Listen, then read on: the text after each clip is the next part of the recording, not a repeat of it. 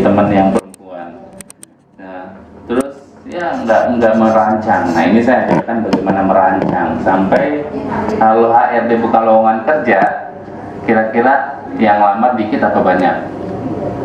Banyak apa banyak banget? Banyak banget. Nah, di meja HRD itu bisa setumpuk lamaran kerja, benar nggak?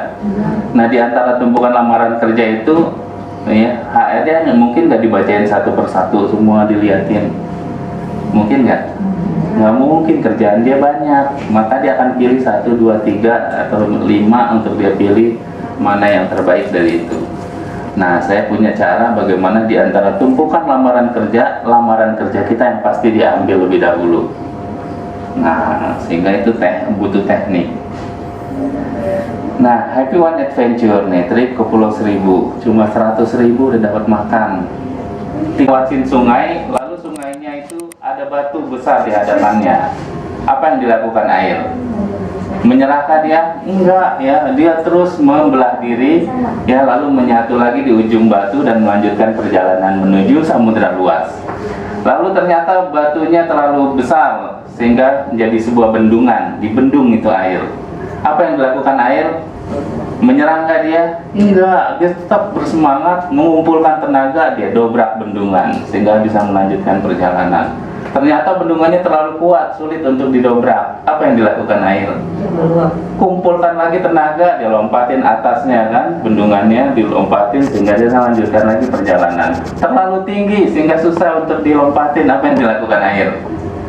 Tadi itu menguap jadi awan, turun lagi jadi hujan, air hujan, dan dia melanjutkan lagi perjalanan menuju samudera luas. Itu kalau mau jadi prinsip air, bukan mengalir, biarin aja mengalir apa adanya gitu ya.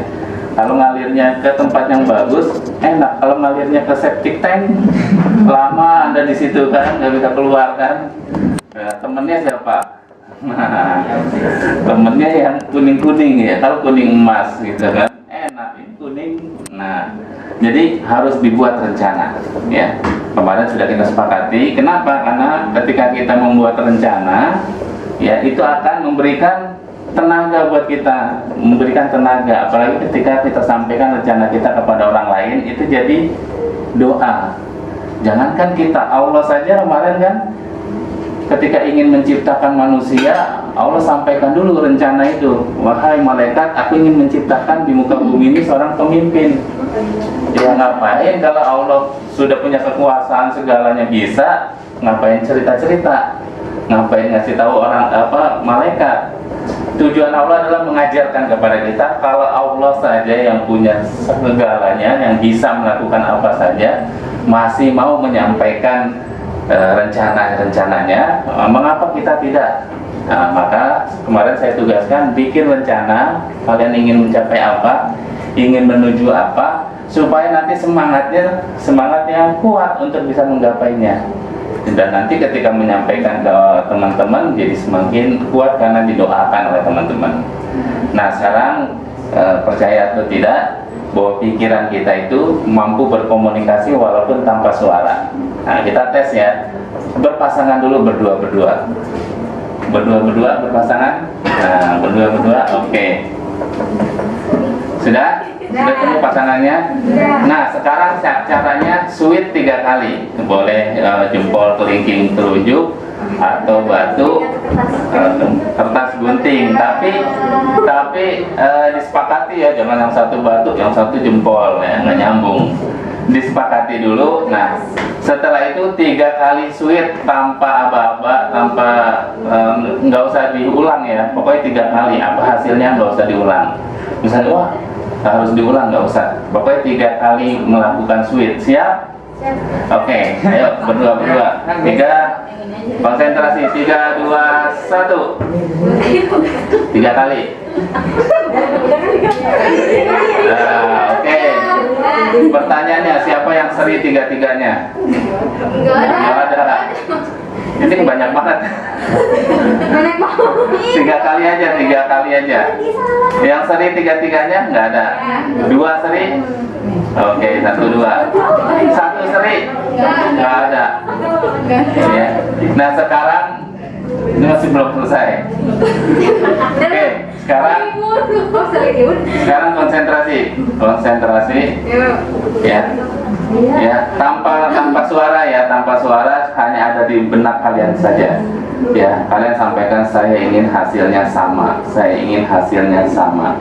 Saya ingin hasilnya sama. Bahkan kalau perlu saya ingin hasilnya jempol, kelingking, telunjuk. Kalau perlu begitu. Ya, saya ingin hasilnya jempol, telunjuk. Kalau perlu begitu. Tapi minimal saya ingin hasilnya sama. Konsentrasi. Saya ingin hasilnya sama. Saya ingin hasilnya sama. Kita buktikan nih bahwa kita apa yang dalam pikiran kita itu bisa nyambung ke pikiran orang lain. Oke, siap? Dengan temannya ya. Dengan temannya siap ya. Oke.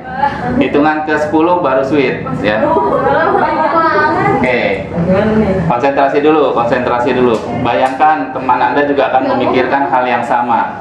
Ya, teman Anda juga memikirkan hal yang sama, hasil yang sama. Oke? Hitungan ke 10 mundur. 9, 8, 7, nanti sweetnya di angka 1. 6, konsentrasi. 5, 4, 3, 2, 1. Oke.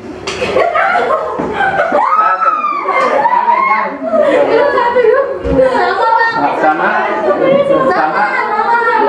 Tuh, sama. Yang lain ada dapat samanya? 1. Yang sana? Samanya 2 tuh. Tadi cuma berapa orang saja yang sama. Nah, setelah berkonsentrasi akhirnya yang sama, hampir semuanya sama kan? Sama. Yang ujung aja yang belum sama ya? Enggak. Bapak ini pamit. Oh iya. Terima kasih Bu. Ya, assalamualaikum. Amin ya Nek. Nah, apa maksudnya ini? Ya, bahwa pikiran kita bekerja untuk kita. Ya, pikiran kita akan menyelamatkan kita kalau seandainya kita berpikir positif, berpikir yakin bahwa hasilnya sama, berpikir yakin bahwa hasilnya sesuai dengan harapan, ya kan? Tidak? Ya. Pikiran kita akan menyelamatkan kita, ya, karena begitu pula Allah berfirman dalam hadis qudsinya, "Anna bi abdihi dzanni." Aku bagaimana prasangka hambaku, dia berprasangka baik, dia berprasangka akan berhasil, dia berprasangka akan sukses, maka suksesnya akan dia dapatkan. Tapi kalau dia berprasangka kayaknya nggak mungkin, susah, sulit, maka sulit, susah dan nggak mungkin yang akan dia dapatkan. Oke, mulai saat ini tinggalkan kata-kata tidak mungkin, susah, sulit, karena itu adalah meremehkan kekuatan Allah yang Maha Pemungkin. Betul nggak? Iya. Allah Maha Pemungkin, Allah dengan segalanya bisa melakukan. Kalau kita mengatakan susah, berarti kita meremehkan Allah. Betul kan? Allah mampu mengangkat orang yang rendah menjadi tinggi, ya kan? Qulillahumma malikal mulki tu'til mulka man tasya. Wa tanzi'u mulka mimman tasya. Allah akan memberikan kekuasaan bagi yang Allah kehendaki. Wa tu'izzu man tasya, meninggikan orang-orang yang Allah kehendaki. Wa tudhillu man tasya, merendahkan, menghinakan orang-orang yang Allah kehendaki. Fir'aun dengan kekayaannya, dengan kekuasaannya, orang semua hormat, orang semua takut, ya, tapi bagi Allah rendah, hina, bahkan dihinakan sampai dia mati. Sampai sekarang masih ada jasadnya dalam kondisi hina. Nah, kita ingin, ya, sesuai prasangka kita, berprasangka baik kepada Allah. Nah, maka cita-cita teman-teman ini adalah, ya, prasangka. Saya ingin berhasil.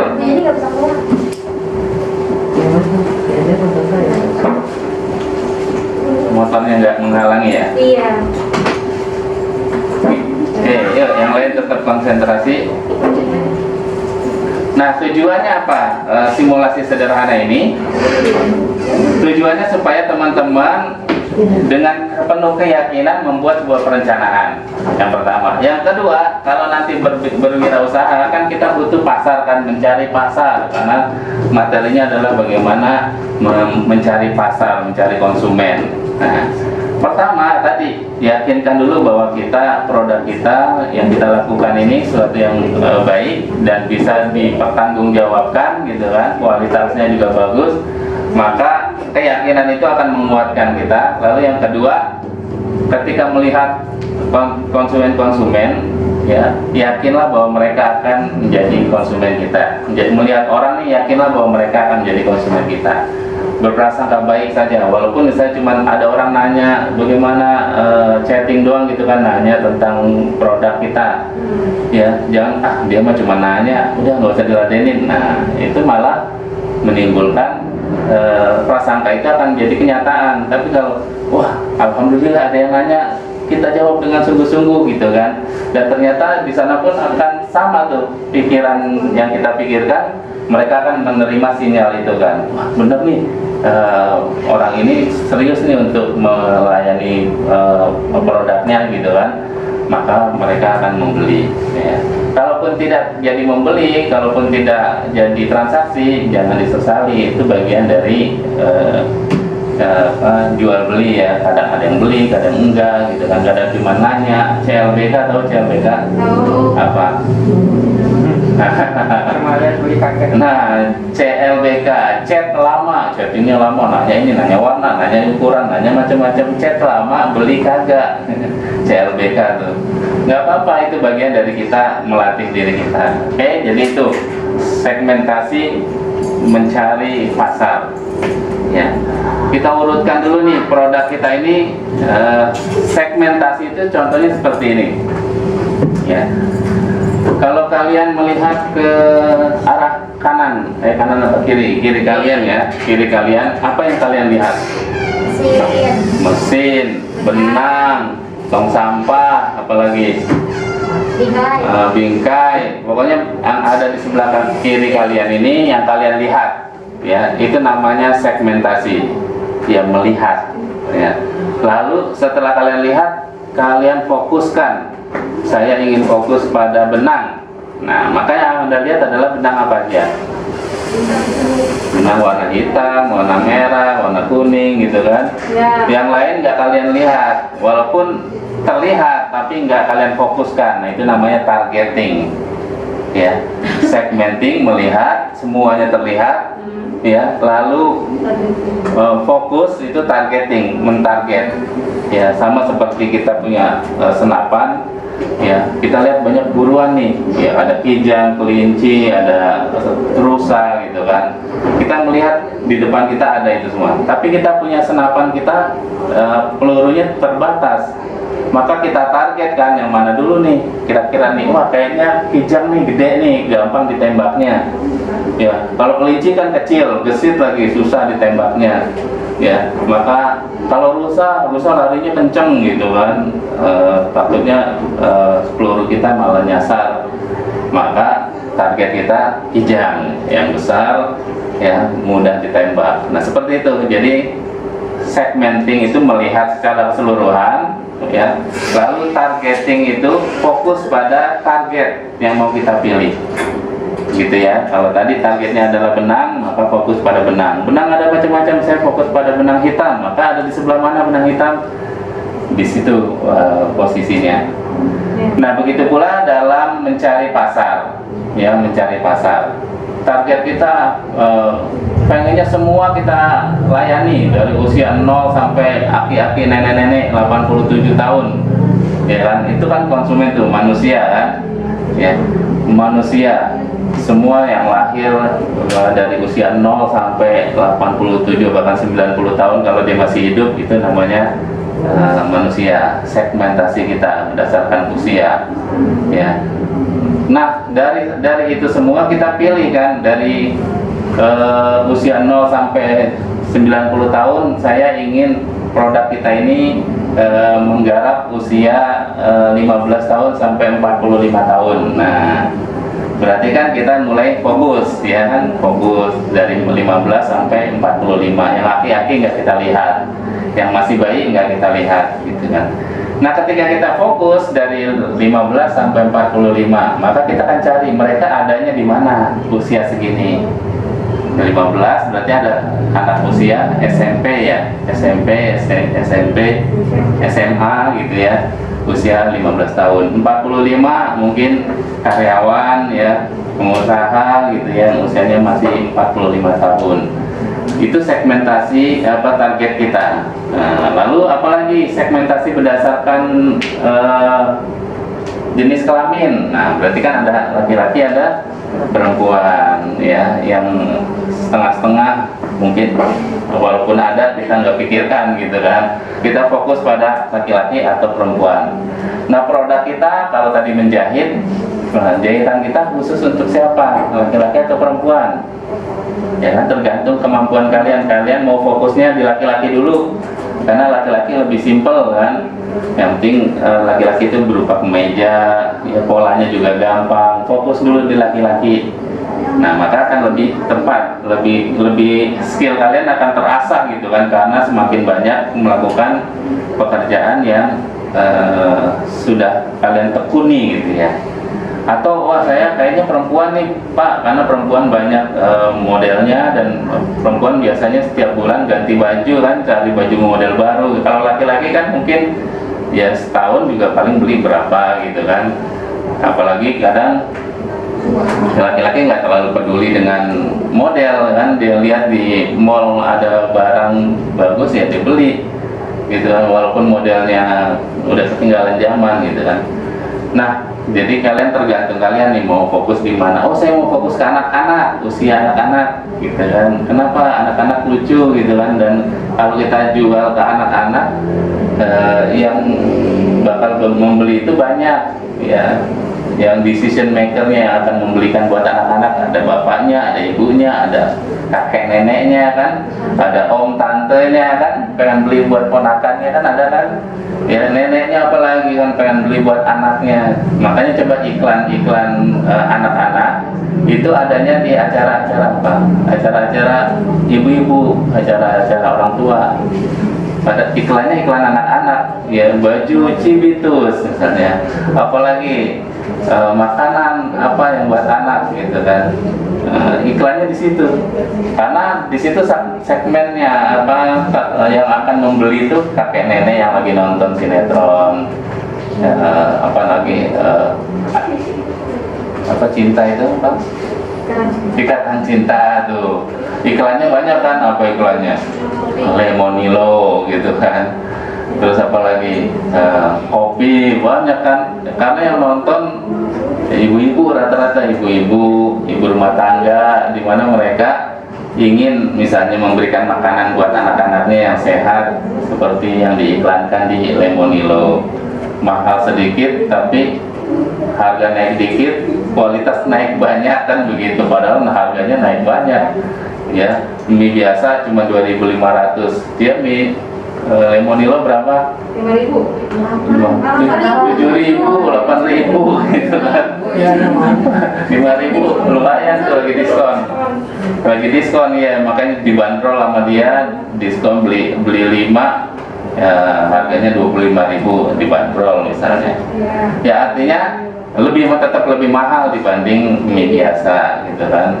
Tapi kan berhasil menyedot perhatian kan. Oh iya benar nih, mie-nya airnya nggak butek gitu kan, warna ada hijau-hijaunya gitu. Mie sehat padahal ya padahal sama aja gitu kan. Oke, jadi itu segmentasi. Tadi seperti apa? Melihat, semua dilihat dulu, lalu targeting, kalian pilih ya. Ketika melihat kan ada misalnya segmentasi berdasarkan daerah, wilayah, geografi, berarti misalnya daerah Bekasi saja, misalnya daerah Bogor, daerah Jabodetabek, ini segmentasi berdasarkan geografis. Lalu segmentasi berdasarkan demografis. Demografis itu manusia dari ujung rambut sampai ujung kaki, itu segmentasi manusia dari usianya ya. Lalu apalagi jenis kelaminnya, apalagi yang ada di dalam diri manusia, apalagi usia, jenis kelamin, apalagi hobi, apalagi yang ada di dalam diri manusia nih. Gaya hidup kan, wah dia temennya sosialita, ibu-ibu sosialita, pasti kan gaya hidupnya beda dengan ibu-ibu perumahan rakyat biasa gitu kan, rumah-rumah kampung kan.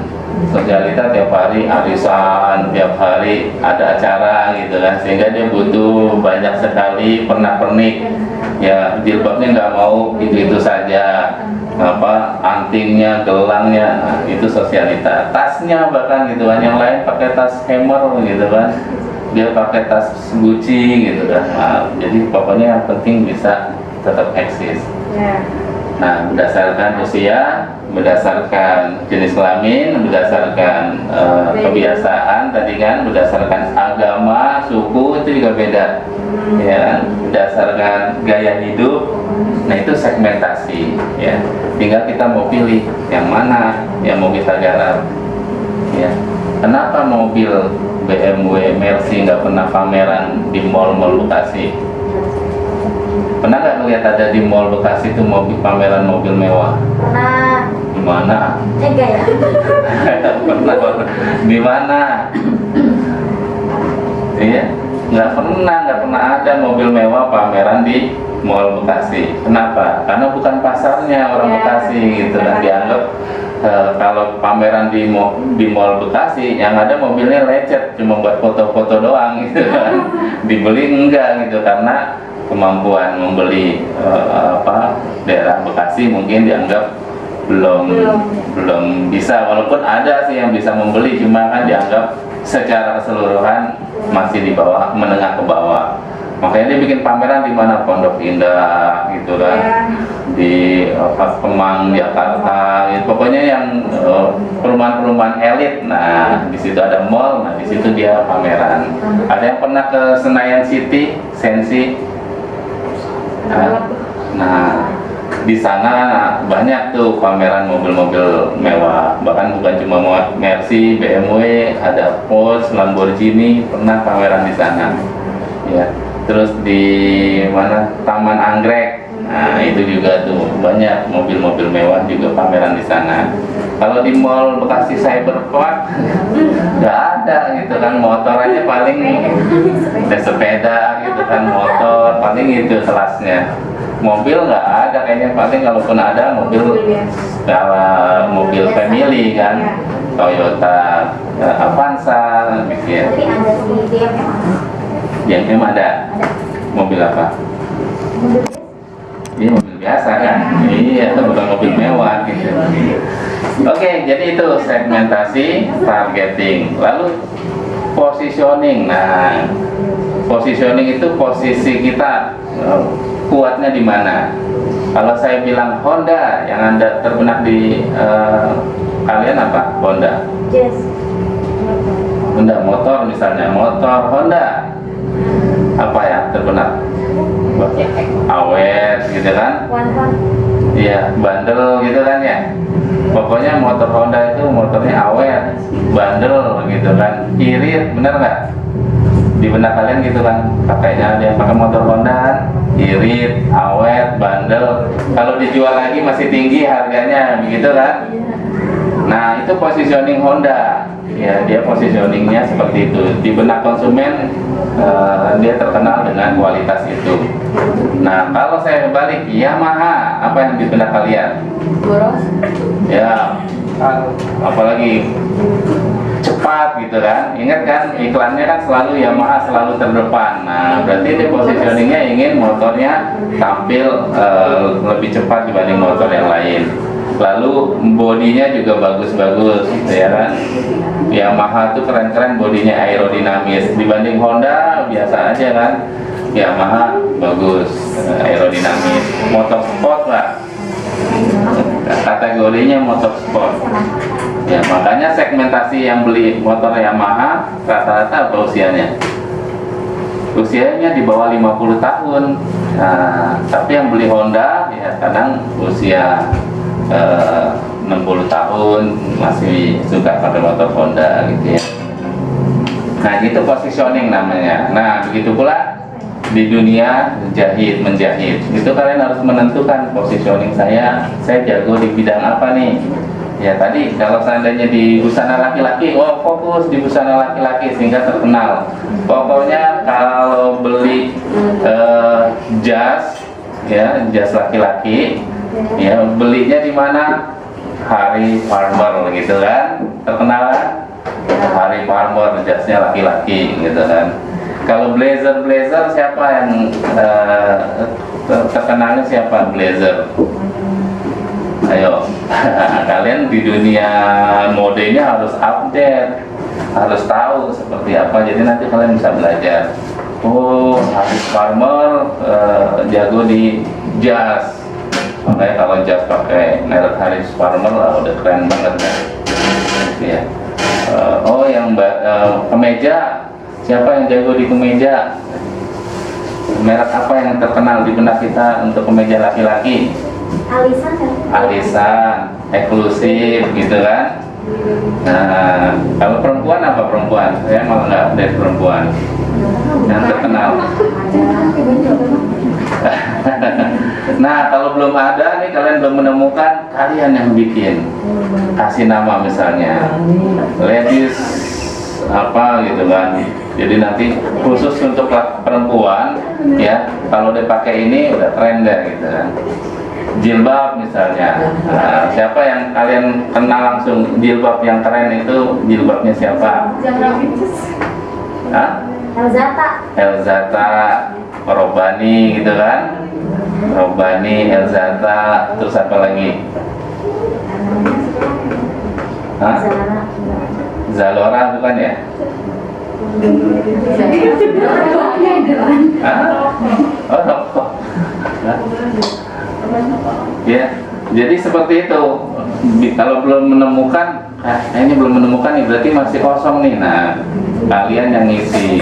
Gitu. Kayak saya Happy One Adventure. Saya positioningnya adalah happy, gitu kan, bahagia. Happy One Adventure, ya. Makanya tagline-nya adalah My Happiness, My Adventure, gitu kan. Kebahagiaan itu ada dalam perjalanan wisata, dalam adventure tadi. Ya kan, kalau My Trip, My Adventure kan udah ada tuh. My Trip, My Adventure. Perjalananku adalah petualanganku. Nah, saya Happy One, Happiness, My Adventure. Bahagiaanku adalah petualanganku. Jadi dalam perjalanan kita selalu bahagia, selalu memberikan semangat buat para peserta wisatawan. Makanya mereka pulang fresh. Selain bisa melihat pemandangan alam, bisa juga mendapatkan motivasi, semangat, ya, bahkan bisa dapat duit. Kenapa bisa dapat duit?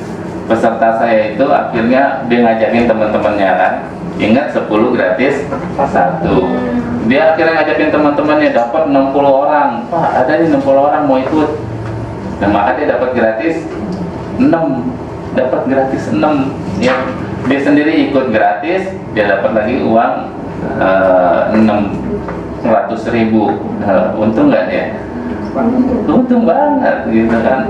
Ya, jalan-jalan dapat uang, senang-senang dapat uang. Nah, itu yang saya terapkan tuh. Jadi setelah jadi anggota saya, setelah pernah ikut trip bersama saya tawarkan, Bu, kalau punya teman tetangga, tawarin aja Bu, nanti komisi buat ibu 10 gratis 1.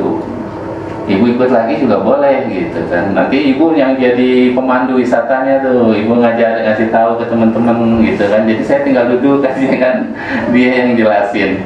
Ya, dapat untung, dapat uang, senang-senang gitu ya. Begitu pula kalian nih, kalau punya konsumen satu, rawat dengan baik gitu kan. Bu, ini baju ibu bagus nih, modelnya begini. Ya, kalau ibu punya kenalan, bolehlah Bu kenalkan, kasih referensi kami gitu kan. Nah, minta testimoninya gitu ya, minta testimoninya. Jadi punya keunggulan.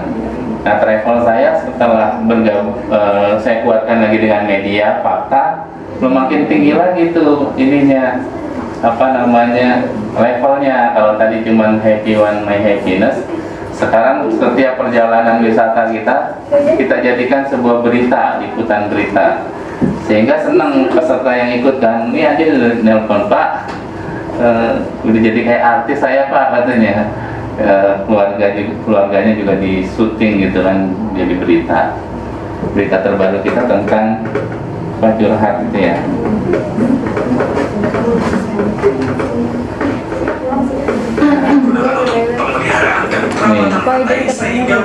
Iya, ini berita terbaru kita, Curhat. Sehingga kita kemarin mampu menampung 3.000 wisatawan. Namun saat ini Ini mumpung kosong nih, nggak rame, jadi enak banget kalau buat jalan-jalan. 26 Desember tahun 2021, tepatnya pada liburan.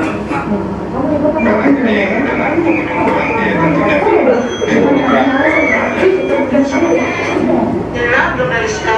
Tuh, jadi kenal juga sama warga. Ini wisata ini Ini ada destinasi wisata yang sangat bagus, Pulau Pari, ada pantai Pasir Perawan ya Bu ya. Ada pantai Pasir Perawan, lalu ada pantai Bintang, disuguhin minuman ya, kopi gratis. Seandainya dimaksimalkan, dijadikan apa objek nanti deh. Yuk kalau pada mau liburan nih.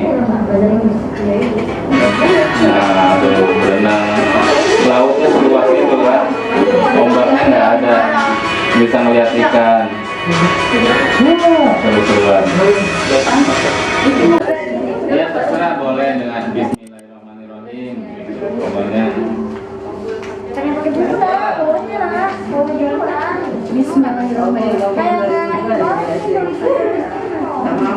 Ini kalau bisa nanti kalian pegang terus ya, kalau perlu dibingkai kalau di rumah kalian.